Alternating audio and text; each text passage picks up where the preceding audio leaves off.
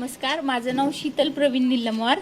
आजचा विषयच फार खास आहे, नारळ. कारण नारळाचे फार पदार्थ म्हणजे किती बनवावेत हे कळणारे नाही, इतके पदार्थ आपण बनवू शकतो. तर मी आज इथे 3 पदार्थ बनवले आहेत. ब्रेड रोल म्हणजे कोकोनट ब्रेड रोल नारळाचा आहे, आणि नारळाची बर्फी, आणि नारळ आणि मिंट वापरून एक चटणी बनवली आहे विशेष. आणि मग हे तुम्ही खाऊ शकता. आणि मग मी ब्रेड रोल घेत आहे.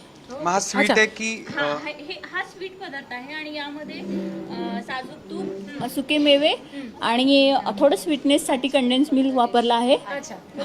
स्पर्धेसाठी bread roll, coconut bread roll, coconut bread roll हे स्पर्धेसाठीची पाककृती असेल. आपण चाखून टेस्टला बघूया आम्ही काय करायचं? सगळं. हे मी आधीच सांगितलेले, आम्ही चाकणार सगळं. तुम्ही स्पर्धेला कुठलं द्यायचं ते ठरवा. म्हणजे गोड खाऊन होणार म्हणून मग मी मिंटची चटणी बनवली, कोकोनटची आहे ही. ओके.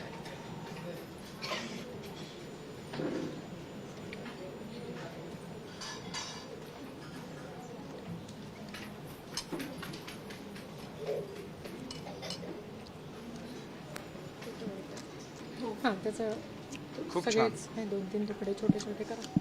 हां, थँक्यू.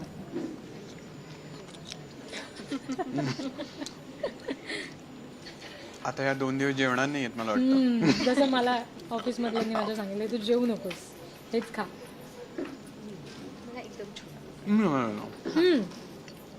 मस्त.